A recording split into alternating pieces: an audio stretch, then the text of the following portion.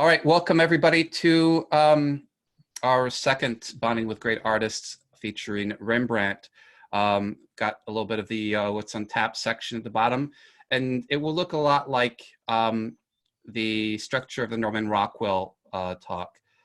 And I think there'll be some slight adjustments. There'll be a couple little twists. I experimented with a couple of little things in the Sunday session, and I think I'll keep those experimentations, and I'm going to add a new one.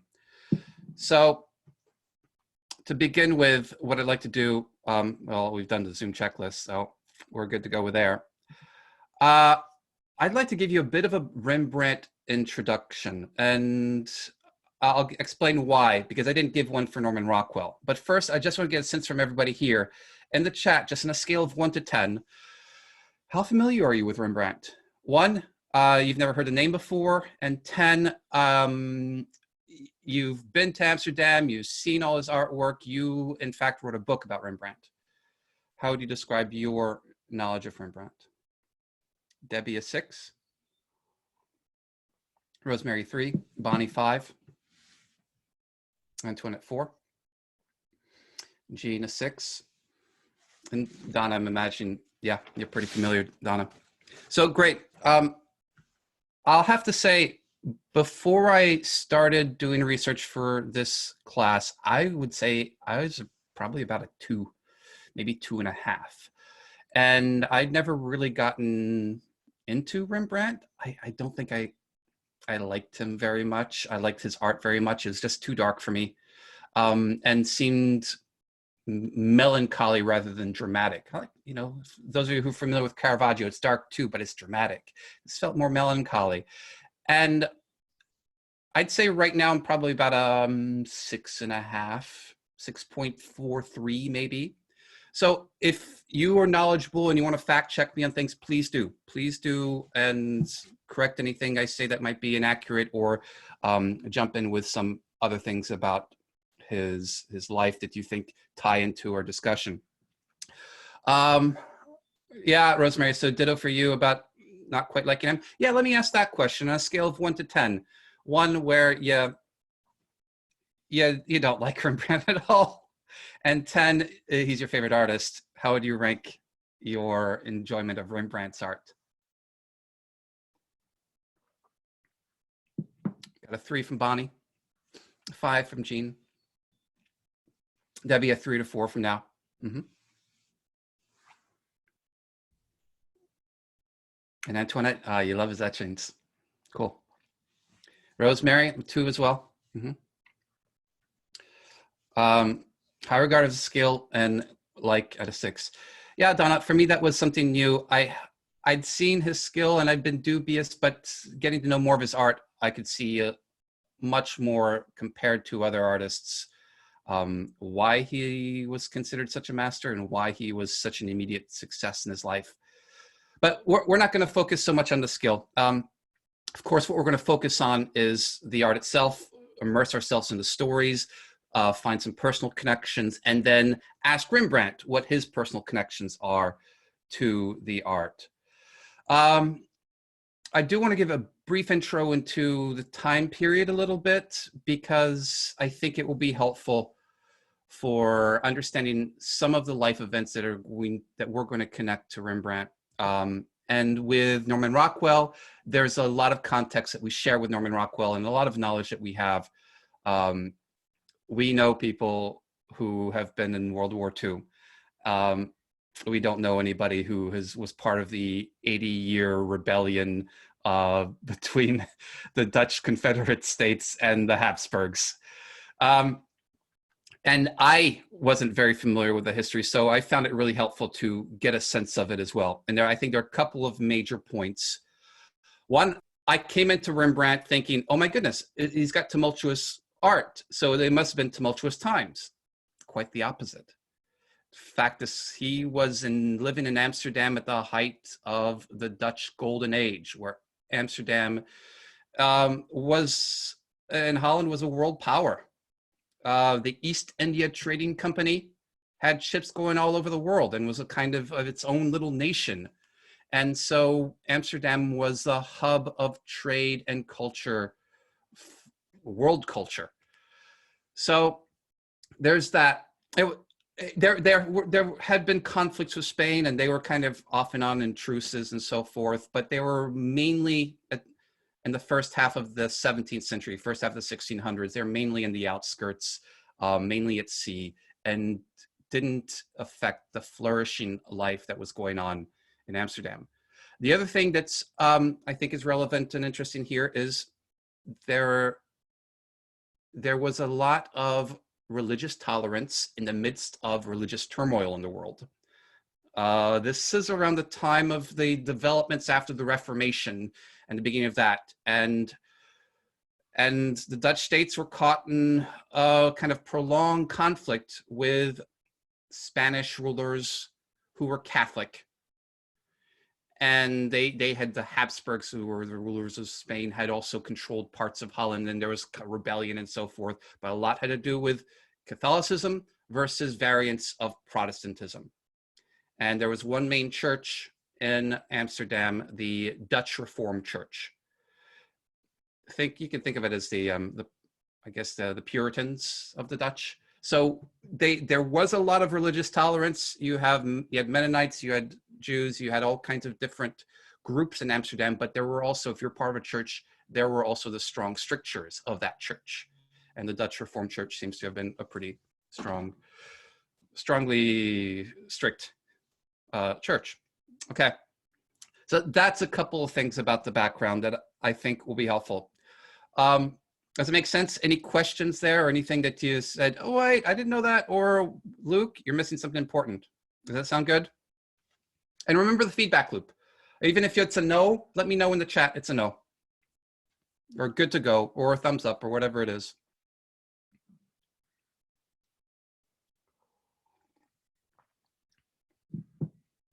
Thanks, Donna.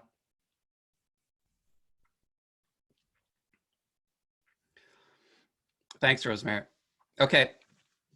Yeah, typically I don't do much background, but I think it will provide some important context that we had already with Norman Rockwell and understanding.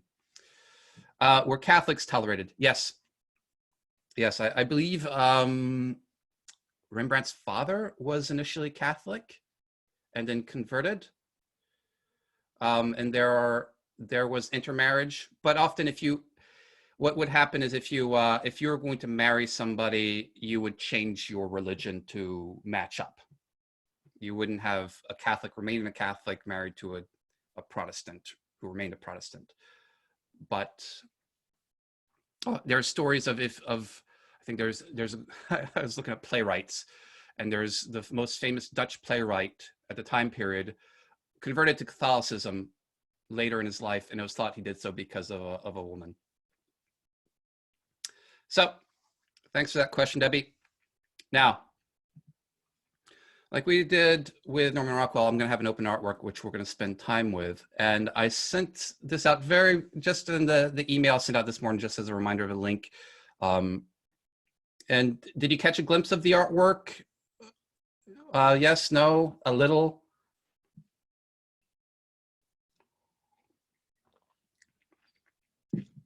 Okay, thanks, Bonnie. Thanks, Jean. Thanks, Antoinette. Thanks, Debbie. All right. So, no worries, Donna. We're going to spend some time with it. And let's do this. Let's take a few moments, and we'll do a reading. I'll give you guys 2 or 3 minutes to do an opening reading of this artwork where you just write down everything that you're seeing. You can do so with a piece of paper in front of you. You can do so by typing in a chat, but not pushing enter yet, or you can just do so mentally. But I'm give you a couple minutes to explore this artwork, to experience it. And remember some of those reading techniques, like imagining any sounds or sensations, or especially giving a quote. What would the character be saying or thinking at this time?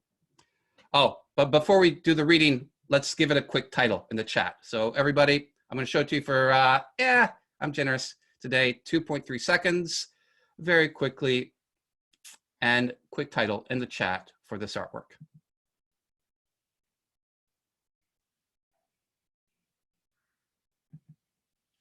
All right.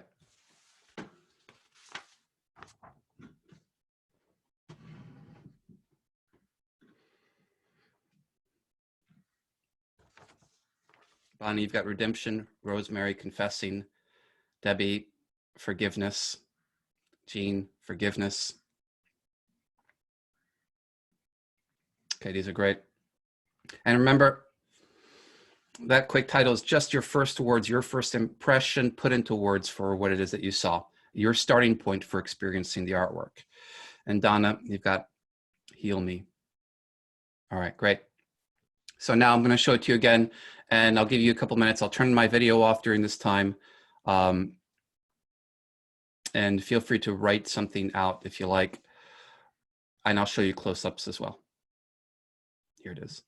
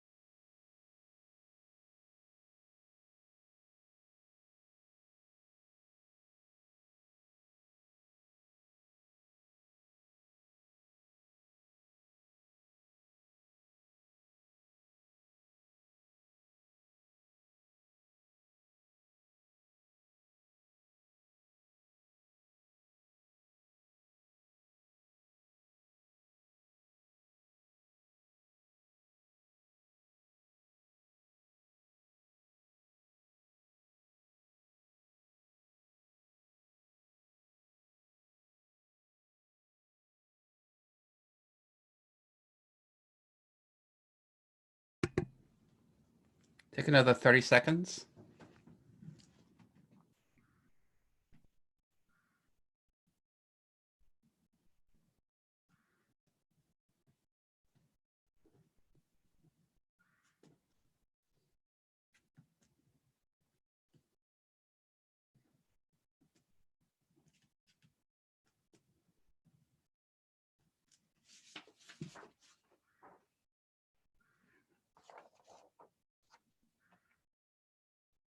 If you were writing this out, finish the sentence that you're writing and raise your hand to let me know that you are done.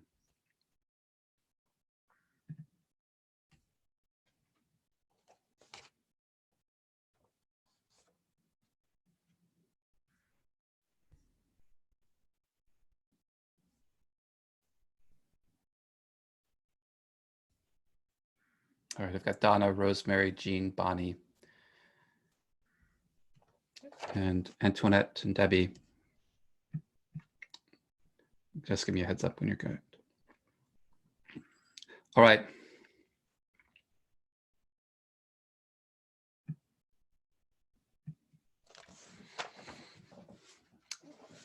So, as we go along in the course and as you get more comfortable with the reading, because a lot of you have, a lot of you are docents and that I've worked with, but maybe you haven't done the touch in the art stuff a lot with me on tours and in classes.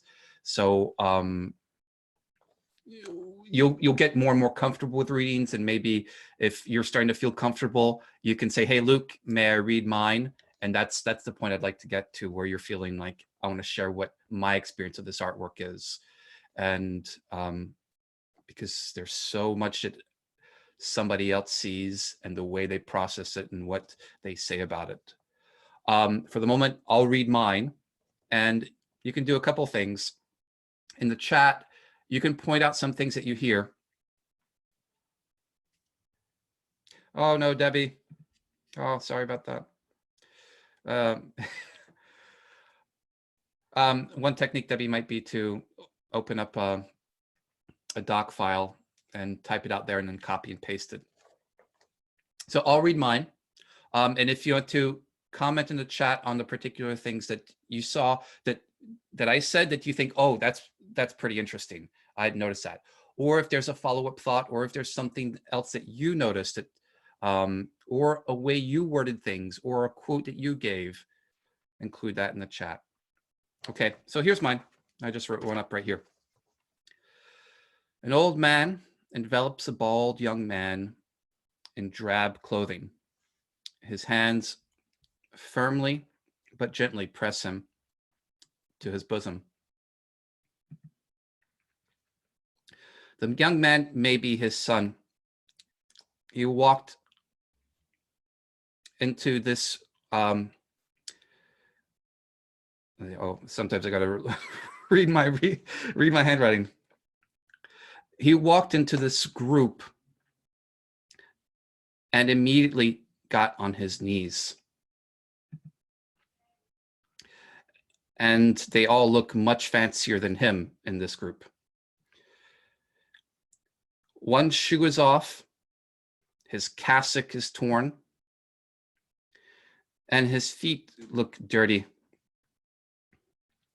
But his eyes closed may be in comfort. The father may be saying, "Yes, I accept you, my son." The kid must stink as badly as the tatters suggest, but there is no hesitation in the old man to connect with him. Everyone else seems to look on in profound silence at this reunion. All right. Particular observations that you had. If you want to unmute yourself and share your reading, or if you want to just type particular things in the chat. All right, Bonnie, you're thinking prodigal son and that Bible story of the prodigal son. And I'm not an expert on the Bible by far. A lot of Rembrandt's works, if there was a Bible story involved, I had to look it up. Debbie, you wrote out, a prodigal son is returned to father who is perhaps a government or religious official. A young person is ill and has been traveling, head shaved, shoes and clothes torn. Lookers on seem rather impartially official. Ignore those last two words. They shouldn't have been typed in there. No worries. Is there anything else that you want to add, Debbie? Could it be a woman? The person who's The in, child, the young person, yeah. yeah. Let's take a look. Because of the Maybe robe, not. you're thinking? Well, because the head shaved, right? Mm, Is the head shaved or is it just maybe just a little bit of hair? maybe a little. Yeah, you're right. It's hard to Okay. tell. Maybe a little bit of hair. Yeah, Yeah, not probably sure. a man, Hmm. because that would be more in line with the story. Hmm. But that's the kind of question. That's the good question to look for clues for. All right. Thanks, Debbie. And Rosemary, you put down, never thought of him as his son. From his person, I thought he walked a long way. Yeah. I mean, do you even see some blood on his left foot? Thought of him coming back for forgiveness for some reason.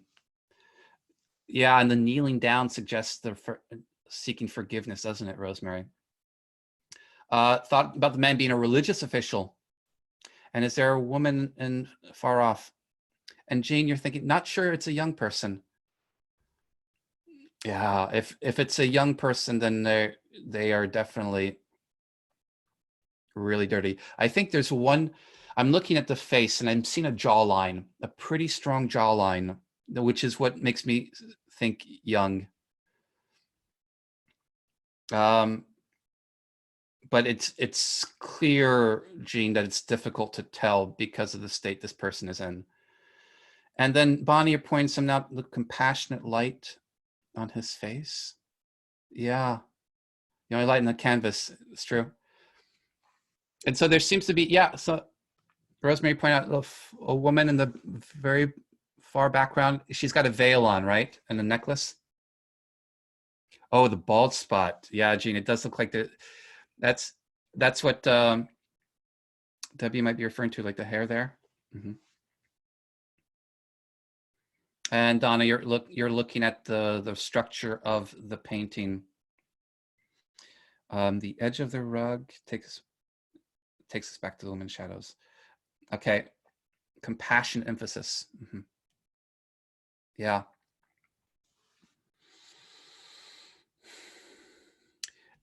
I'm wondering also, thinking you can look at the light as metaphorical, and a lot of scholars have looked at Rembrandt's light as metaphorical. I'm looking at the light maybe in terms of the scene and the story. And I'm just recognizing right now, if there's a light on that floor, where's the entryway? It looks like perhaps the door is still open and the light is coming in from the left. Yeah, the men in red are more brightly lit. Mhm. All right. Any quotes? I'd love to hear quotes, either for we'll call him the young man, or the old man. So think of a quote. The quote is a primary way of getting into the story and make it come alive.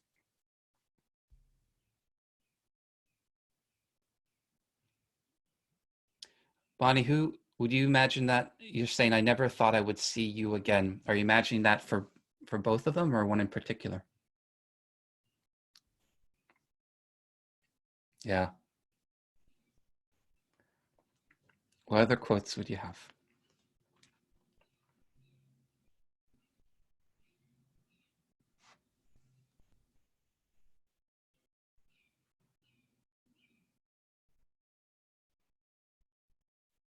And Rosemary, you're thinking for the young man, please help me. Mm-hmm.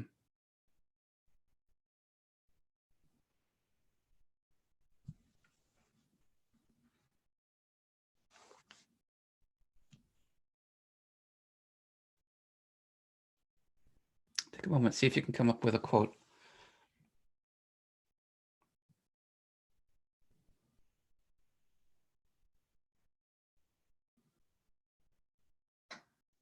So, Gene, you've got a description, obtaining solace. You've got a description of what the person could be saying. Now, imagine you're the script writer and you want to give that character words. What would obtaining solace sound like? Or what words would the character be using for that? Maybe something like, I need you to accept me.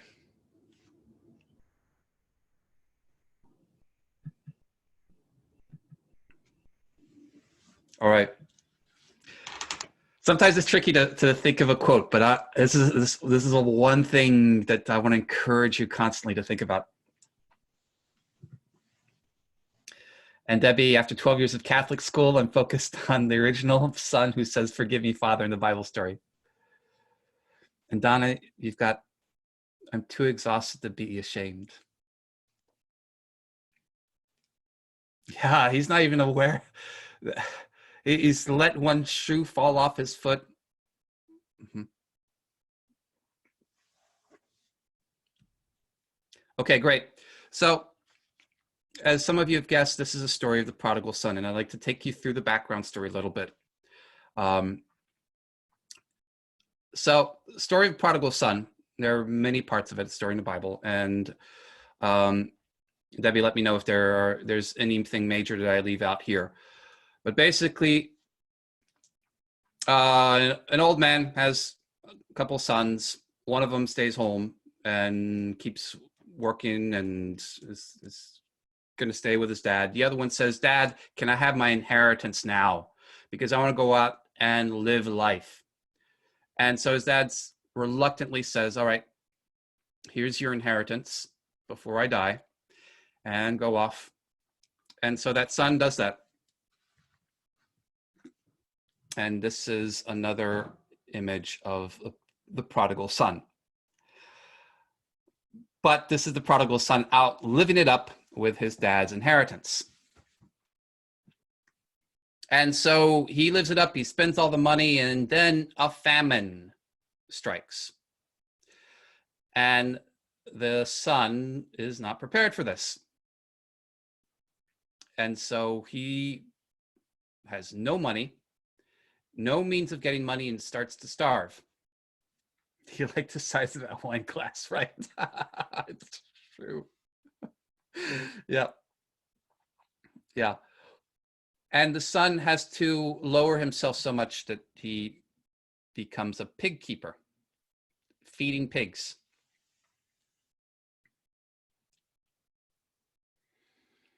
And in this utter demise, he finally decides, all right, I need to go back to my family. I'm ruined, and I need to hope that my father will accept me. And so he does. And when he arrives,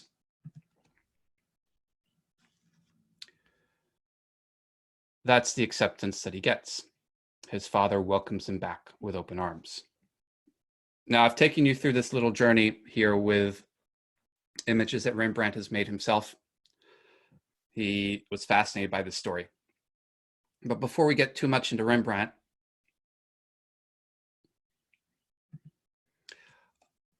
let's see if we can personally connect to this work. So I think there are two characters that we can put ourselves in the shoes of. One in the fancy shoes of the dad, and the other the torn shoes of the kid. Two characters that we can empathize with, and maybe two questions that we can ask about their situation to see if we can connect to them. And maybe the first question might be something like, when have you welcomed someone back with open arms? When have you been in the position of the father? Now, I don't have any children, and I haven't had any children go off and for a long time and come back and seek hoping to get my acceptance.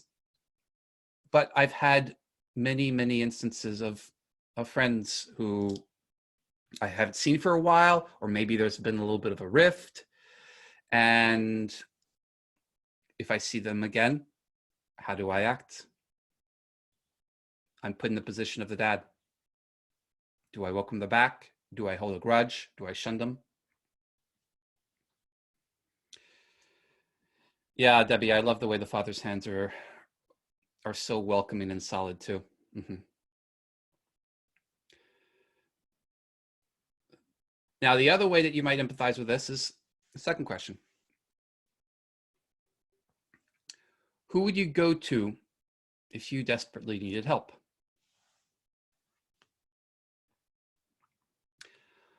And this is a question that has been a little bit more on my mind in recent times. I remember seeing an article in the New York Times about how a lot of young people are going back to live with their parents. They've been laid off from their jobs. They don't have any income, and they need a place to stay. Oh, I was just reading something in the Guardian yesterday about the number of homeless people in London increasing rapidly. Young professionals who've been laid off, who like chefs and so forth, and maybe they don't have family there with them, but if they did, they might want to go off. And me imagining all kinds of scenarios for my life. What if, this financial straits get so much that I can't afford rent anymore? If I go back to my parents and say, can you help me out? Will they? So maybe there's a way you might be able to connect in your life to either the figure of the father or the figure of the son. And if you want to give me an indication in the chat of how easily it is to connect, yes, I can think of examples. No, this is kind of challenging. I'm curious. You don't have to share anything in particular, because this is, we're often going to delve into sensitive subjects, but just to get an indication of how easily or not you can connect to this.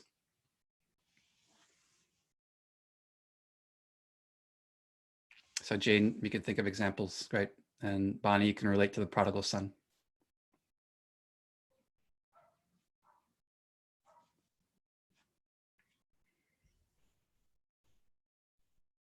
And Donna, yes, and you are the one on your knees.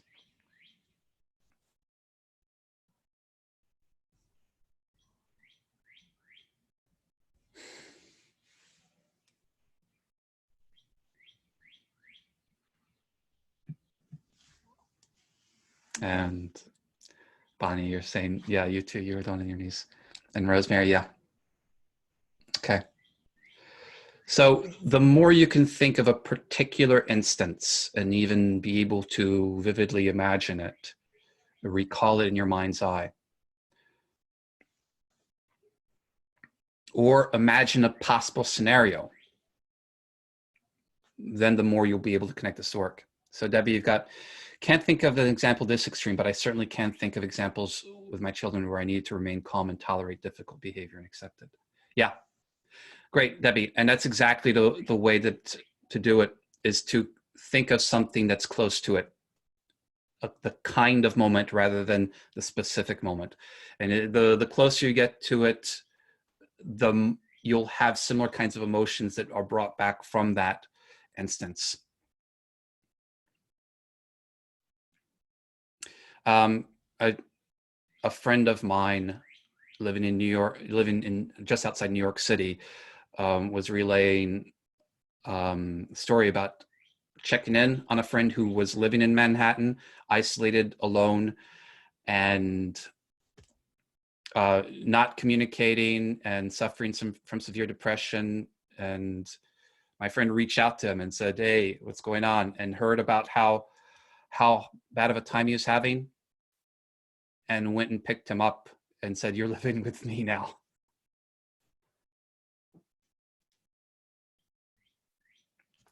So Rosemary would always welcome children and family members back, can always seek a solution to the difficulty. Great. So next question is, Rembrandt. How do you connect to this, Mr. Rembrandt? And he might have a pretty complicated answer for this. You might ask, okay, did he have a son or children? And he'll say, yeah, I had 4 children. 3 of them died in infancy. I had 1 son named Titus, but he was more responsible than I was. In fact, I ended up working for him.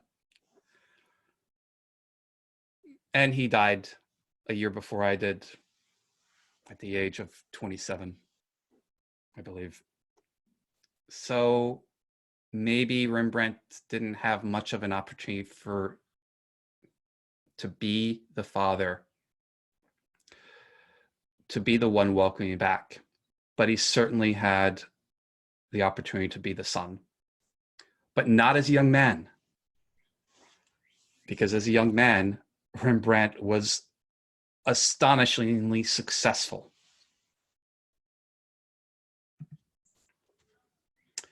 And here I've got another portrait of Rembrandt later in life, maybe the kind of portrait that you might expect more of a Rembrandt.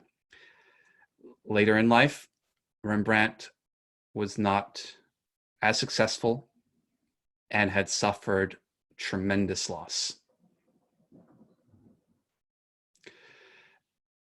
This painting of the prodigal son that he did was done in the last year of his life, in 1669. And so his own son had died the previous year. And so I can imagine maybe talking to him and saying, so Rembrandt, who do you connect to more in this painting? And he might say, the son returning to the father. And I'd say, well, who would be the father? And he probably wouldn't have an answer to that. Because his companion, that he's been with, I think, over 15 years, who bore him a child, had died a few years before of the plague. So there was nobody seemingly in his life that he could go to. And maybe this image is something more of, I wish I had someone like this that I could go to. So, all right. I want to talk about just a couple of two things in his life that happened that might lead him to be more of the son. Here's the first one. This is a drawing he did when he was 27 years old, and it's a drawing of his future wife, Saskia. I just adore this drawing. And there's a little note down there that says, that refers to Saskia as his wife, even though they're not married yet. He seems to have been really in love with Saskia. Now, one challenge with Rembrandt is I've read that there are 7 letters that he wrote that exist, and they all have to do with business. There's no diary. There are not any first-hand accounts of Rembrandt's life from Rembrandt himself, aside from his work. It's not like Rockwell, where he wrote an autobiography, and you've got all these letters and all family members alive. And because he was relatively forgotten, there wasn't much contemporary interest in writing biographies of his life. It's not like Michelangelo and the biographer Vasari, who they became friends and he wrote about him. So there isn't much personally. There are a lot of business dealings that we have. And from the business dealings, we try to infer some things about him and what mattered to him. But it seemed like he loved Saskia deeply. And actually, let me come to that one moment. I'll come back to this in just a moment. So he married Saskia, and he would live very happily with Saskia for many years, but she would die shortly after the birth of their son, Titus, before she was 30. And this seemed to have really hurt him, and he would never marry again, though he would have the companion I referred to earlier. He painted Saskia many times. He included her in his as a model in his paintings, and he painted portraits of her. But he seemed to have been deeply in love with her and lost her early on. Has anybody been here before? I've got an image here of the Rembrandt house in Amsterdam. Anybody been here? I haven't. Remember, just a no is helpful. No's are helpful too.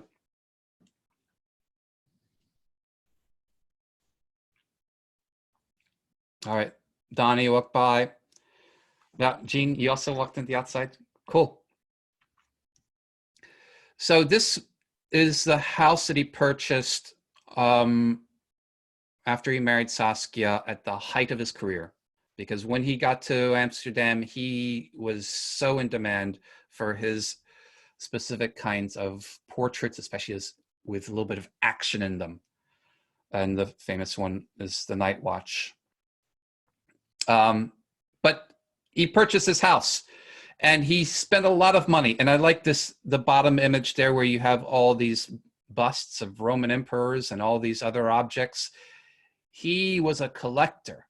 And Amsterdam being the center of the world, there was a lot of stuff coming through. And he bought all kinds of stuff, bought artworks, bought Roman busts, bought daggers from the Orient. And he spent and he spent, and he got into tremendous debt. And in 1656, when he was 50 years old, he had to file for bankruptcy and sell his house. And he was not trusted to be a painter again by the Guild of St. Luke, the Painters Guild. In fact, he had to kind of keep painting by being the employee of his son Titus and his companion Hendrikia. But he died in financial ruin a decade later. And he was so poor that he had to have a grave site rented for him. And then after 20 years, that grave site the remains were removed from that grave site and destroyed so the grave site could be rented to somebody else. So he died in obscurity and poor. So these two big points of his life, the death of Saskia and his financial ruin, seem to have been two of the big traumas. This painting on the left of the prodigal son, of course, it's by Rembrandt. And who were the models? This was done when I think he was in his late 20s. The models are himself and Saskia.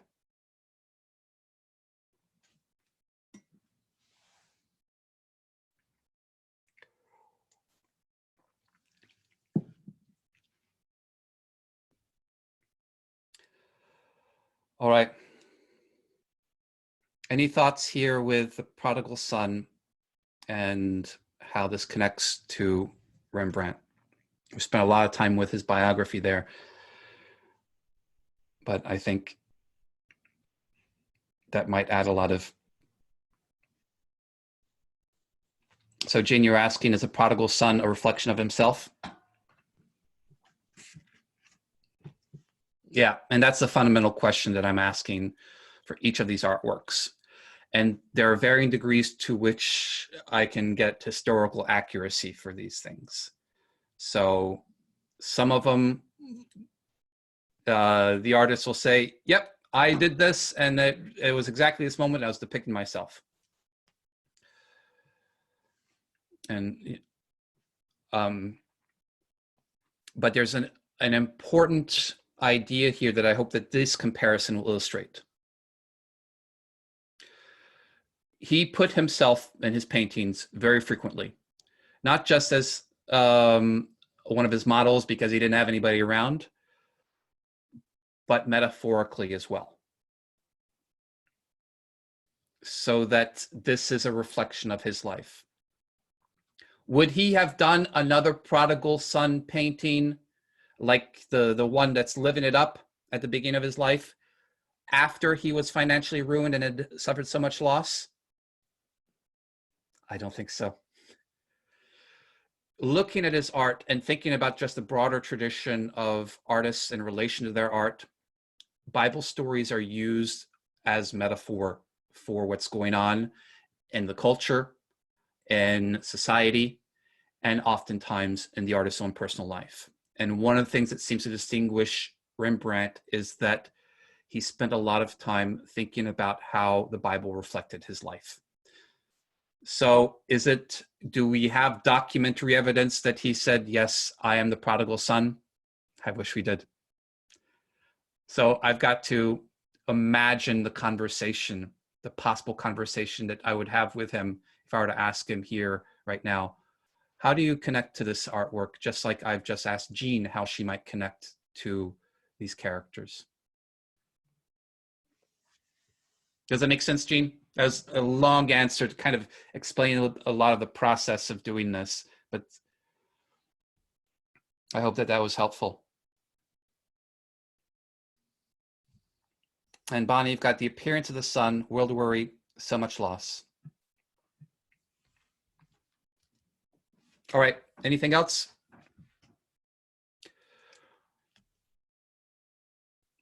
All right, Jean, yeah, thanks. It will be something that we'll keep exploring. In fact, we're going to keep exploring it now. All right, raise your hand when you're ready for Rembrandt's Parade.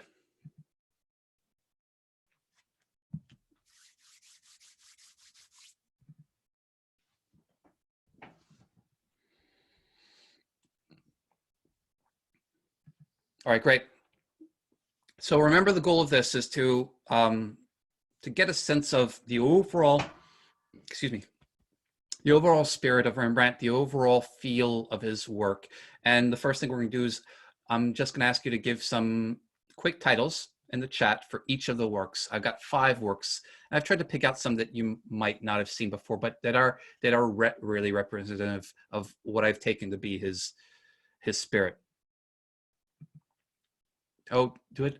I don't remember if I have I don't think I've got a quick look back at Rockwell. I'll do a quick look back at Rockwell in a moment, because sometimes it's helpful to have something to differentiate with. But let's look at these works first by themselves. I think I've got it. What's in my next slide?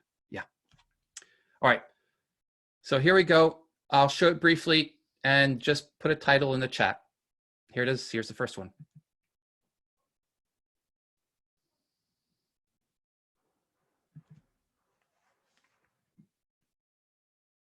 Quick title for that one.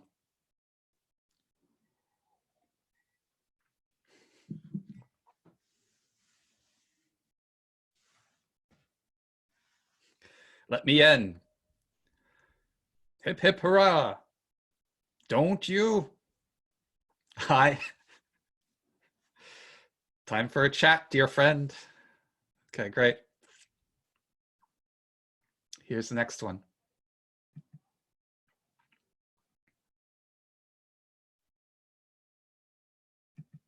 Just your first impression.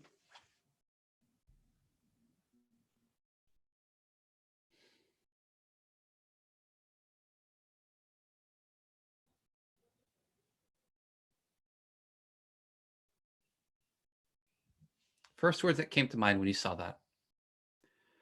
Try not to look with your eyes or with your emotion. Was woman. That works. Bonnie, you've got Juliet, Jean, defense. Rosemary, I'm ready. Debbie, death by suicide. Donna, it's all too much. I bid thee farewell. Here's the third one.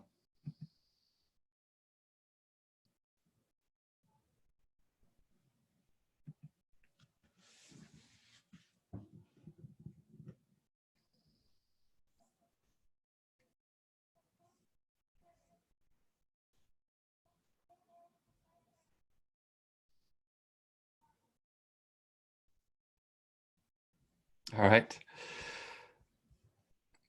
Anatomy lesson, post-mortem. Anatomy lesson, the autopsy, the cadaver.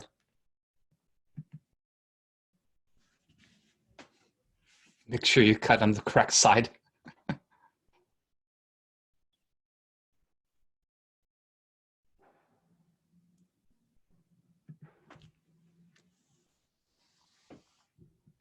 About that one.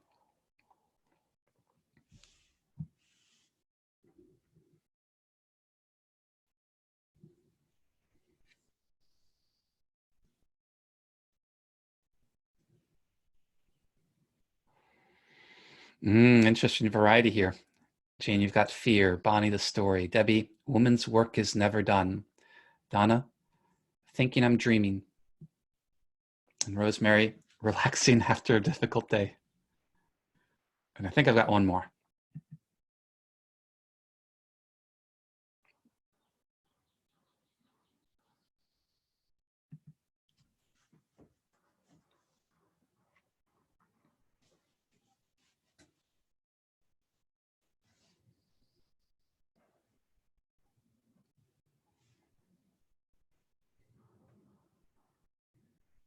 Oh, man. Jane, you've got grateful. Bonnie, you have my heart. Debbie, loss. Donna, we will do this together. Okay. Great. So just a quick refresh. And Rosemary, are you all right, my dear? Here are the 5. I'll go back to the beginning and then we'll see them together. And the question is going to be, what 3 words would you describe the emotions that are projected in Rockwell, or the emotions that you're having, or the mindset that you have? So here's this first one, shaking the fist. Here's the other one. Oh, I'm ready. You see that streak of blood there, and the knife.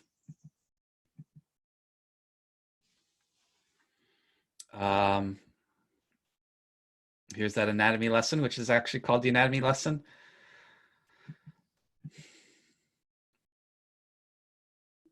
And here's this one, a long day at work.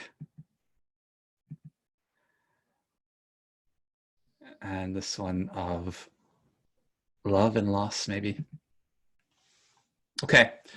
And Debbie, you've got 3 words already. Hold on, don't put your words in. Hold on to those. I want you everybody to think about them a little bit more. And because I want to show you these as a comparison real quick. Of course, these are from last class. And you might remember some of the words: fun, optimistic, benevolent, and now these. So take a moment, think about them. Debbie, you can keep those, or you can change them up. When you have your 3 words, raise your hand. When you have your 3 words, your final 3 words, raise your hand.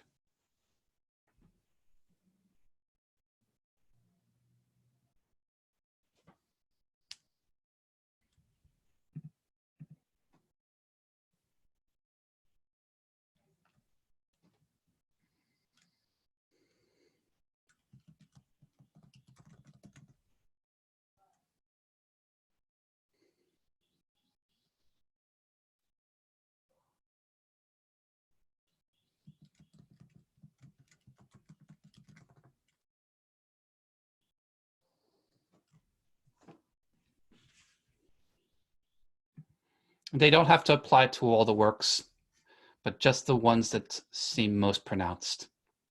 All right, go ahead and push enter. Go ahead and push enter. What did you have? If you're still thinking about them, you can keep typing. I'll put 3 of mine in too.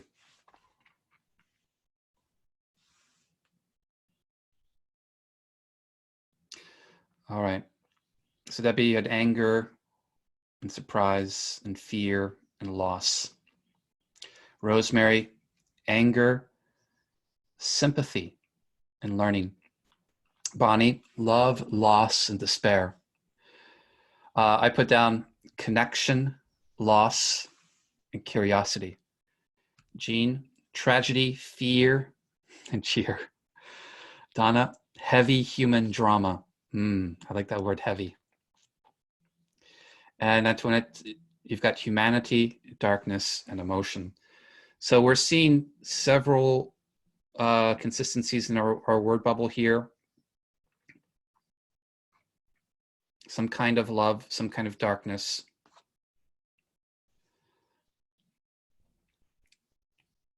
Some kind of humanity. All right, great. So let's go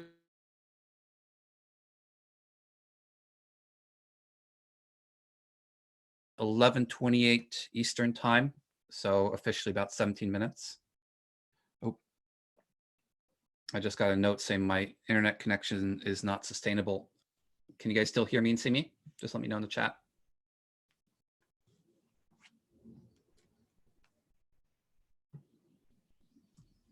All right, thanks Antoinette, thanks Jean, thanks Debbie, thanks Donna. Okay, yeah, keep me posted if you don't see me, that's sometimes I'll check in. All right, great. I'll have you guys do a title for this one, and then we will do the reading kind of together where you just make your observations in the chat as we go along. We'll do this one pretty quickly. I'd love to try to get through.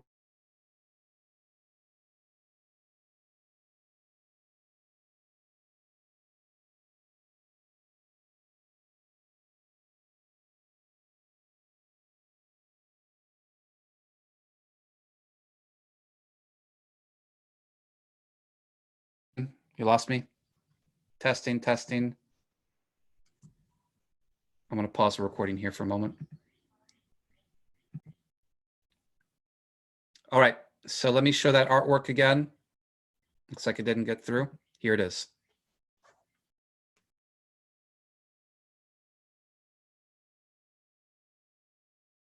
All right, that's all I'm showing. You should not be able to see much of it, but try to come up with a quick title based on what it is that you're seeing.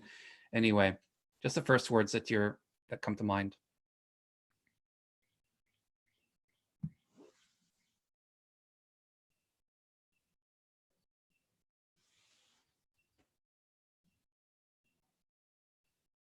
Great, Rosemary. Ceremony, awesome. Bonnie, you've got forgiveness. Donna, you've got moment of reckoning. Jean, you've got baptism. All right, great. And let's see, Antoinette, were you able to see it? Just I want to make sure. Oh, you didn't see it? Here, let me try it again, Antoinette. Do you see it now? And Debbie, you've got religious ceremony.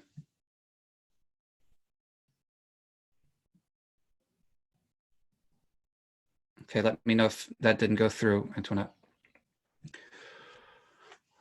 All right, so let's explore this artwork together, and we'll use the chat. I'll make some observations, but I'll give you some time first to look at things, and then just type in phrases or words of things that strike you. So rather than writing it out or typing out a reading, use the chat to put in some bullet points.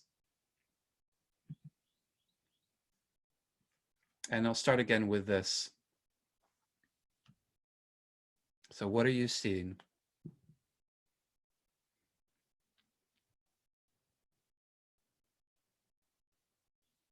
Maybe some kind of seeking redemption. It looks like maybe in that front scene, we've also got somebody kneeling down, right? It is a big hall. Bonnie, you're thinking maybe there's Jesus there who's forgiving a sinner. There's some kind of ceremony, a wedding ceremony. That's interesting, Debbie. Maybe because of the white that's being worn, or baptism. Mm-hmm. Yeah, there's white in the veil. Let me zoom in a little bit. And we've got a little bit more detail here. What are you noticing here? Oh, there's an entire congregation present. Yeah, there's a lot of people. Bonnie, you've got pleading her case. So that figure in the black who's lifting a veil might be saying something like, yes, help her out. And Donna, there seems to be something in question that maybe they're coming to this Jesus figure for. And Antoinette, she seems to not want to show her face. Oh, maybe is that why she's lifting the veil, not just to dry her tears, but to maybe to hide her face. And she is lowering her head, isn't she? And there are all kinds of figures around. There's some that are fancily dressed, and there's one in armor as well. All right, I'm going to go forward. I'm going to show, let's see, how about, oh, the soldier right behind, maybe she's asking for forgiveness.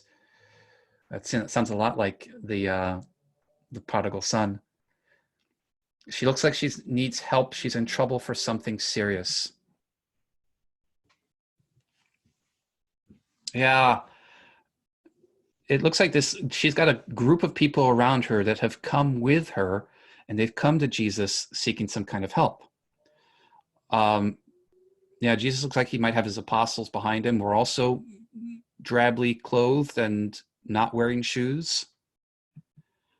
And there's another scene going on. Antoinette, maybe she came to deliver a message. Maybe her face looks like it's painted white. Striking lit hand of even I can see that lit hand even from this far off scene.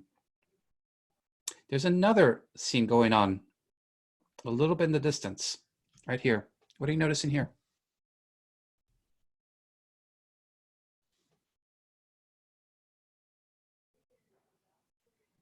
Maybe lots of gold, something I'm noticing.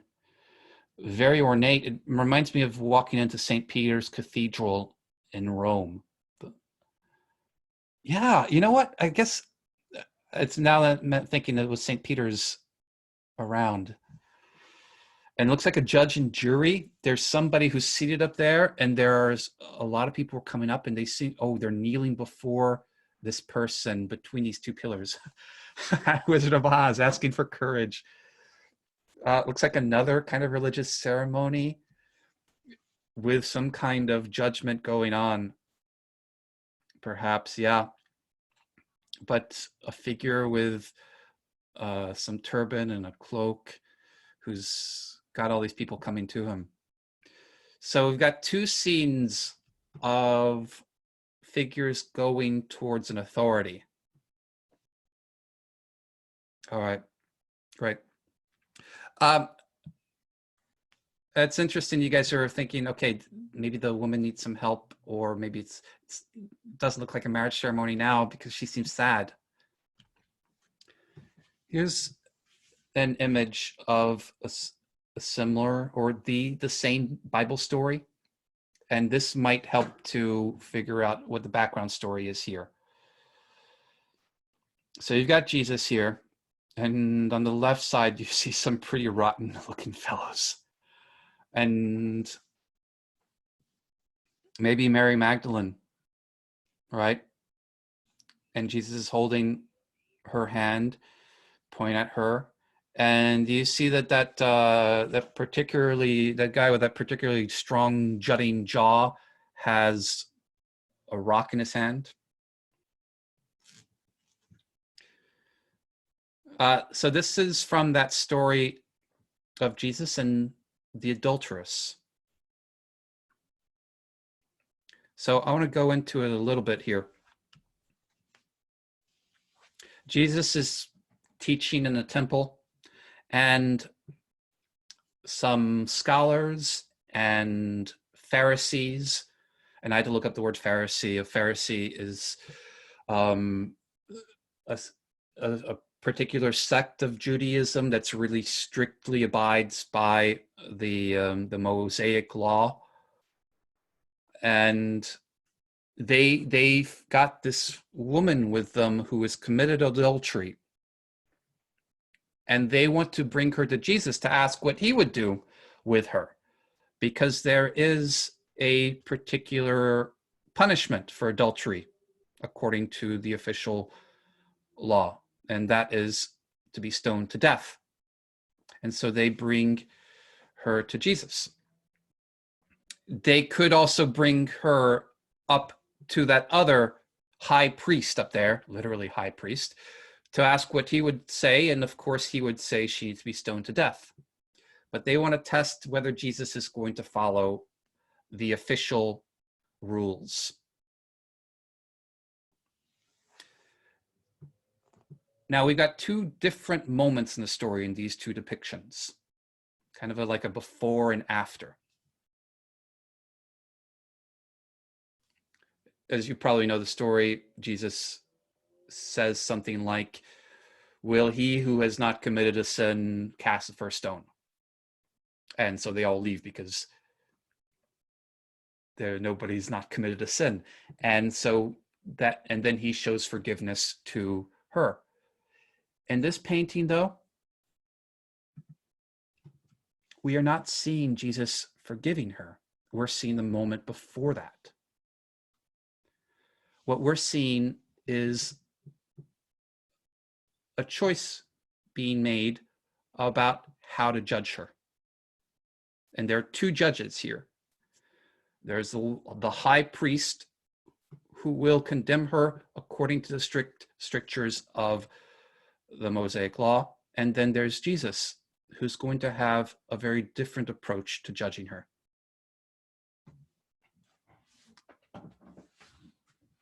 So the personal connection might be a little bit trickier here, but here's how I might characterize it. And we're getting short on time, so I'm going to go pretty quickly into Rembrandt. Personal connection might be, which kind of judgment would you want for breaking some kind of rules? Strict adherence to the rules, or an understanding, more compassionate kind of judgment? And perhaps you could probably think of maybe situations you've been in where you've had a choice of what kind, or you didn't have a choice, but you had a desire for a certain kind of judgment. Or maybe you've seen friends who have had to go through some kind of, they've had to follow certain rules and then they don't follow those rules, and are they going to be harshly punished for them or not?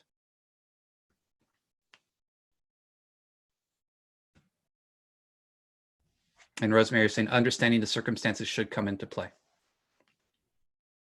And so these are the two things you have here. One where Jesus might be the one who's understanding the circumstances while the high priest might not. Now, I want to get into Rembrandt here. Depends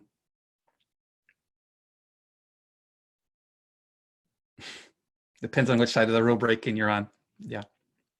Imagine you're the one who broke the rules, or your friend is the one who broke the rules. How should they be treated? So if I were to ask Rembrandt, okay, Rembrandt, has this happened in your life? Here's what he might share. He might share the story of his companion, Hendrikia.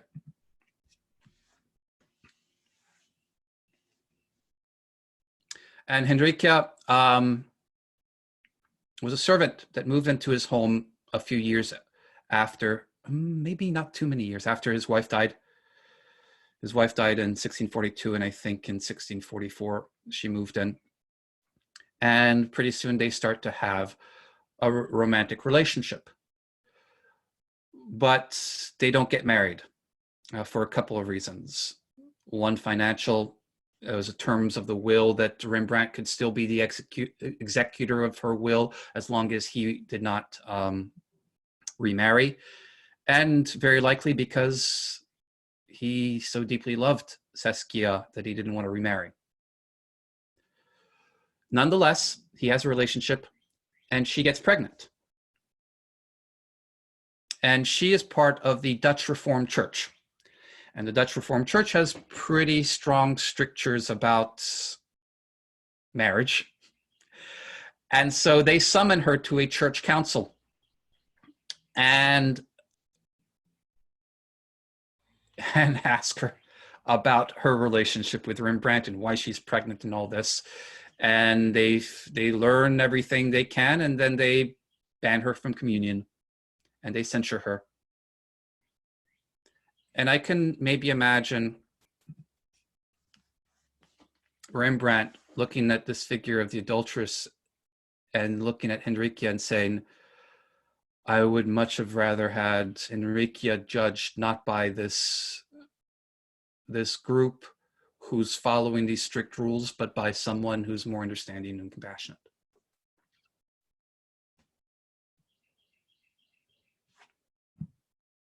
All right. Any thoughts there?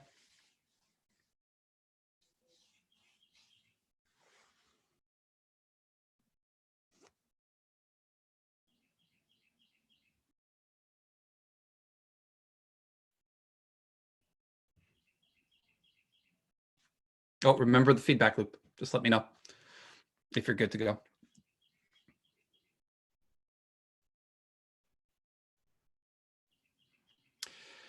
Yeah, Bonnie, I'm thinking so. He was with Henrique for the rest of his life, or the rest of her life, until she died, I think, in 1663. Well, Rembrandt got off easy because he was not a member of the Dutch Reformed Church.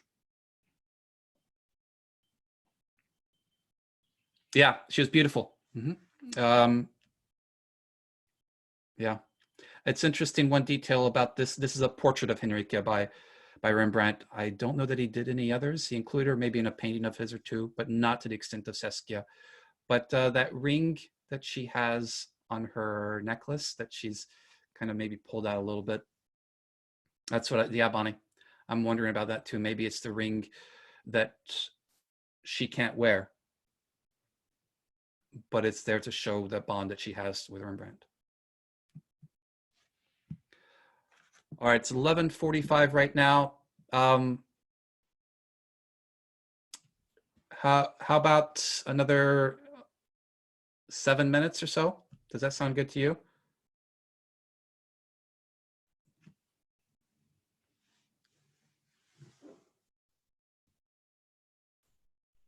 Okay. All right, and if you do need to leave, of course, the recording will be available. All right. So this last one, I've got one more Rembrandt to share with you, and I'll do this one very quickly before we wrap up and we recap.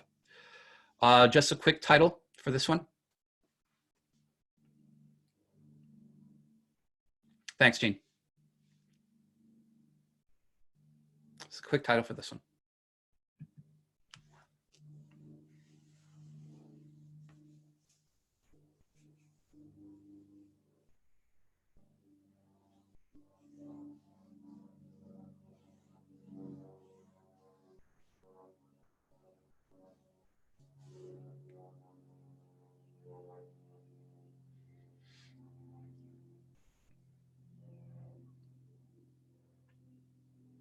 All right, and here it is again. Moved to tears, concert after dinner, emotional reaction, uncertainty. So you've got two figures here. And as you're noticing things, feel free to put them in the chat. One with a huge turban on, maybe a scepter, a spear, big robes. You may even detect a crown on top of his turban. He's older and bearded, and he's maybe staring out at us. And then a shorter figure, shorter, smaller, playing this huge harp. And Donna, you're thinking maybe thoughts of someone not pictured. And Bonnie, you've got tough warrior leader letting his heart show. Maybe that's a spear, yeah. And that he's got a hard face, doesn't he? Let's zoom in a little bit here.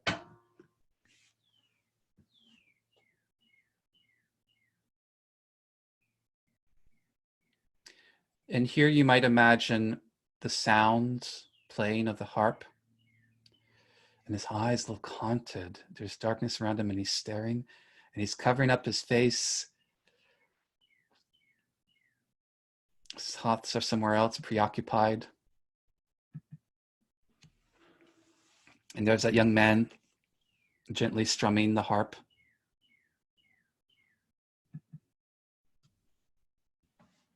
Yeah.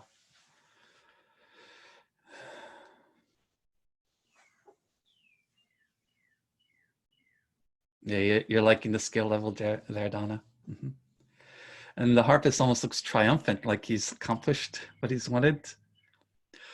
So this is the story of Saul and David, King Saul and a young David, the same David of David and Goliath.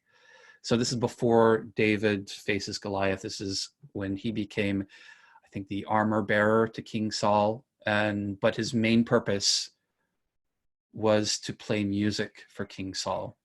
King Saul was a turbulent history, not quite following God's orders sometimes, worrying about his son's, Jonathan's life.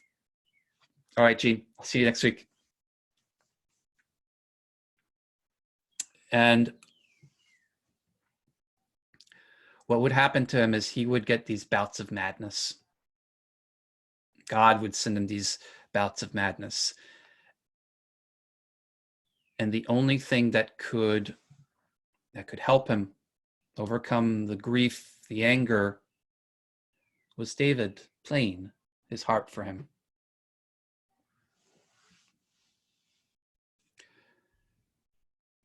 I really like that detail where Saul is using the drapery to wipe his tears.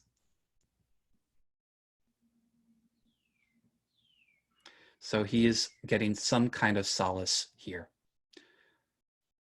and maybe to hide. Mm-hmm. I've got another quick depiction here. You'll see it's the same subject, also done by Rembrandt, years earlier though. A more defiant Saul.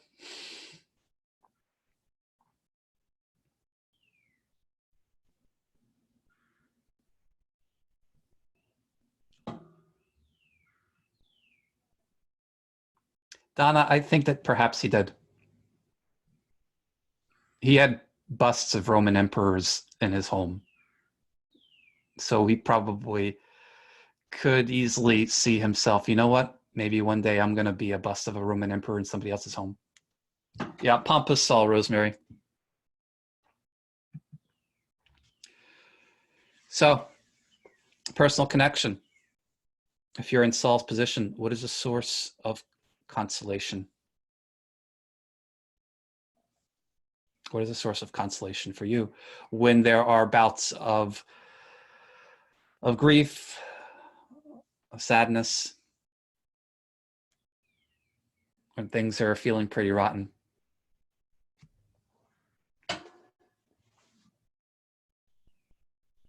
Yeah, for you, Bonnie, a walk in nature. There are many I go to. Music, making a puzzle. Ah, Donna. And then my cat, George, and just holding her in my arms and listening to her purr. And here's George here, doing some purring on my messy desk. So I might go up to hugs from hubby, going outside. And Debbie, it reminds you of a beloved uncle's funeral when the final song was so personal and beautiful, it brought us all to tears. Yeah. And that connects Debbie to the seeming like he's thinking about something else. Yeah. So if I were with Rembrandt, I'd ask him, okay, who's the little George in your life? Who's the David playing the harp in your life that might help you when things get rough? And here's what I think he might say. I think Rembrandt might say that his solace is this, is his painting. And maybe especially his self-portraits. I've seen different figures, but 70, 80, 90 self-portraits during his lifetime, throughout his lifetime, and maybe especially towards the end of his life. He spent a lot of time looking at himself, thinking about himself, and perhaps it was a form of therapy.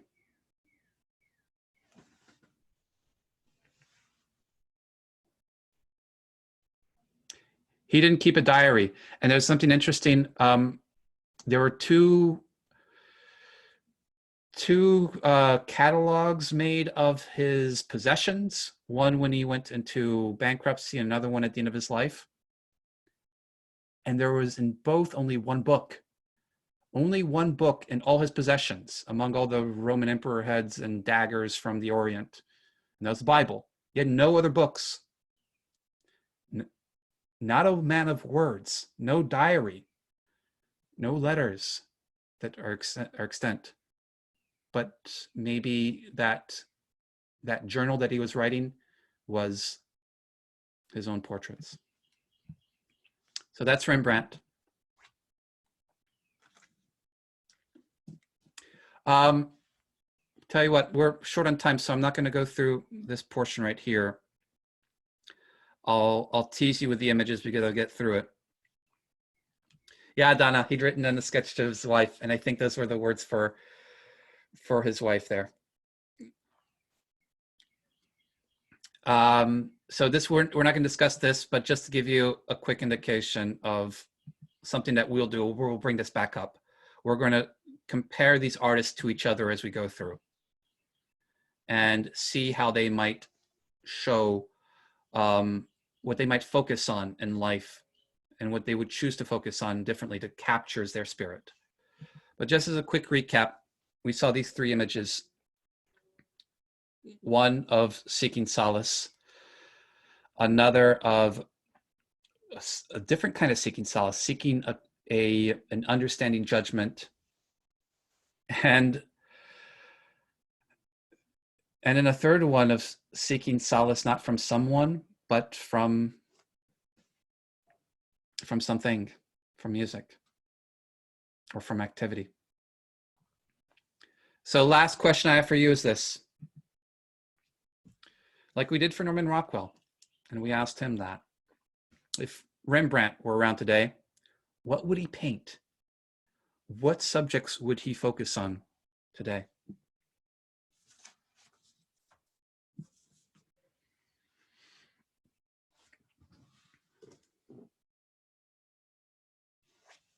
Bonnie, you're saying the healthcare workers.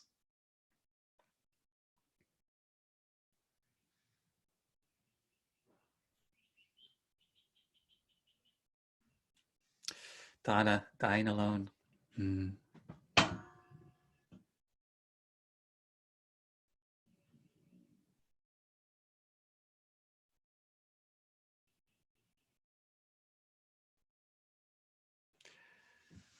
Debbie, lonely families. More self-portraits.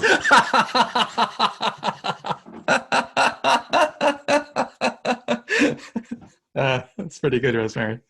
Yeah. And you guys are having it rough too. It's pretty rough right now. I got to do more self-portraits. And one from the Sunday session that I really appreciated that's kind of touches on what you guys just said was family members after the death of a loved one. So maybe in the hospital bed.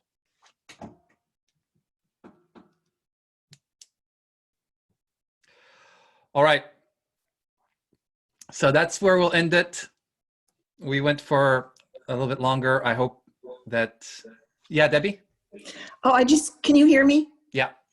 I just wanted to say one thing real quick, besides the fact that this was excellent. But if you like podcasts, there's one by the Boston Globe I think it's called Last Seen. Does anybody know about this? And it's about artworks that were stolen in maybe 30 years ago from the Isabel Gardner Museum. And a couple of them were really famous Rembrandts, and they've never been discovered. They're out there somewhere. But the podcast is about the search for these works. That's really interesting. So the Storm of Galilee, do you know that Rembrandt? Yeah. That one is missing. That's one of those really active ones. Yeah. With Jesus really calm in the middle of it all. Yeah. No, that's great. Thanks, Debbie. But thanks for today. Oh, you bet. And for next week, we will explore the art of Caspar David Friedrich. Caspar David Friedrich. All right, everybody. Any final thoughts? So thank you all. I hope this wasn't too much of a downer, but maybe kind of therapeutic too. And I hope, like me, you've gotten a better appreciation of Rembrandt and of how powerful his art can be. I'll talk to you guys later. Bye Bye-bye. bye, everyone.